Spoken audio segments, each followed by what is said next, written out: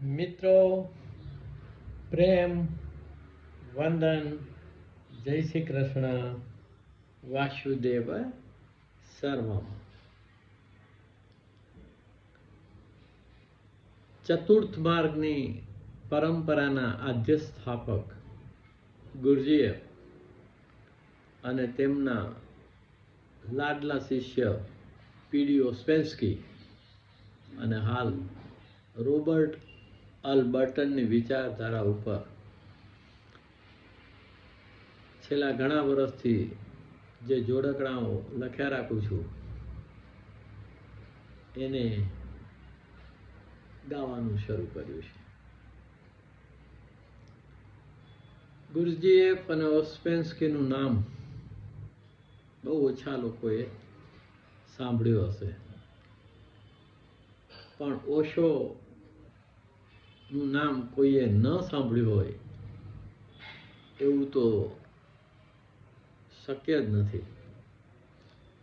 માણસ અધ્યાત્મમાં હોય કે અધ્યાત્મમાં ના હોય, પણ આચાર્ય રજનીશ, ભગવાન રજનીશ અને પછી ઓશો થયેલા પ્રજ્ઞાન પુરુષનું નામ તો જરૂર ને જરૂર સાંભળ્યું. ઓશોએ જગતમાં 3-4 વ્યક્તિઓને એડમાયર કર્યા છે. એમાંના 2 છે જ્યોર્જ ગુરુજીએફ અને પીડી ઓસ્પેન્સ્કી. ત્રીજા એના સમકાલીન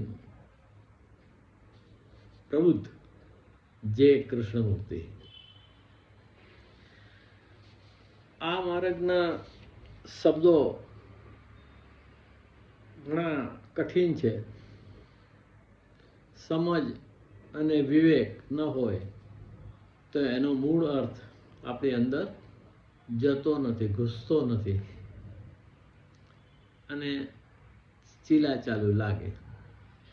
એક નાનકડી રચના રજૂ કરું છું, વચ્ચે વચ્ચે એનો અર્થ આપવા પ્રયત્ન કરીશ કે અનેક હુંઓ મરતા નથી, અનેક હુંઓ મરતા નથી, સ્વપ્ન કલ્પના ખરતા નથી.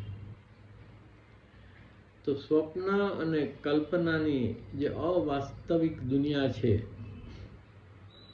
જેમાં આપણું જીવન આપણે પસાર કરી રહ્યા છીએ, એ અનેક હુંઓનું નિર્માણ કરે છે. આ અનેક હુંઓ મનની ફેક્ટરીમાંથી નિર્મિત થતા હોઈએ છે. એટલે આપણે એક રહી નથી શકતા, આપણે શાંત રહી નથી શકતા, આપણે મૌન નથી રહી શકતા, આપણે સભાન અને સજગ કે સચેત નથી રહી શકતા. અને એટલે જ અનેક હુંઓ મરતા નથી, સ્વપ્ન કલ્પના ખરતા નથી. કે વ્યવહારિકે ના વાસ્તવિક, વ્યવહારિકે ના વાસ્તવિક. તો આપણી જે સામાન્ય દુનિયા છે, આપણી વ્યવહારની દુનિયા છે, અને વાસ્તવિક દુનિયા છે એ આત્માનો પ્રદેશ છે. તો જીવ જાગે તો આપણે વાસ્તવિક હું શું છે, જીવને પ્યાસ લાગે, અદકા યત્નો કરે, સંઘર્ષ કરે જાતની સાથે, તો યાત્રા શરૂ થાય અને તો વાસ્તવિક જગત શું છે એની ખબર પડે, ખરેખરું સત શું છે એની ખબર પડે. વ્યવહારિકે ના વાસ્તવિક ભવસાગરે તરતા નથી. તો આ ભવસાગર તરી નથી શકાતો એનું કારણ આપણું જગત છે એ વ્યવહારમાં ગૂંચવાયેલું છે. એના 3 કારણ: અવિદ્યા, અજ્ઞાન, બેહોશીમાં. અવિજ્ઞાન, અવિદ્યા, બેહોશીમાં. અવિદ્યા, અજ્ઞાન, બેહોશીમાં પરધર્મો છે, ક્ષમતા નથી. તો આ જે 3 વસ્તુ છે જેના થકી આપણે વાસ્તવિક દુનિયાથી પર થઈ ગયા છીએ અને વ્યવહારિક દુનિયામાં અવિદ્યા, અજ્ઞાન અને બેહોશીને કારણે ગુમ થઈ રહ્યા છીએ.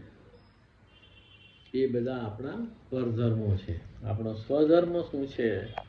આત્મસ્થિત થવું, આત્મન્યેવા આત્મના તુષ્ટ થવું, આત્મસ્મરણની અનન્ય અવસ્થામાં રહેવું, એ આપણો સ્વધર્મ છે. સુખ દુઃખની મનની રમત, સુખ દુઃખની મનની રમત હારે છતાં સમજતા નથી.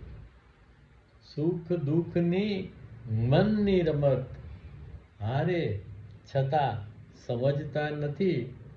અનેક હુંઓ મરતા નથી, સ્વપ્ન કલ્પના ખરતા નથી. તો જે આ સુખ દુઃખની જે આવન જાવન છે, એ આખી મનના છેડે રમાતી હોય છે અને એમાં વારંવાર હાર થવા છતાં પણ આપણે એને મૂકતા નથી, સમજતા નથી. શબ્દ વાપર્યો છે સમજતા નથી. સમજ અને સત્સદ વિવેક અધ્યાત્મમાં ખૂબ જરૂરી છે કે કોઈ કંઈ કરી શકતું નથી, કોઈ કંઈ કરી શકતું નથી. સમજ વિવેકે તરતા નથી.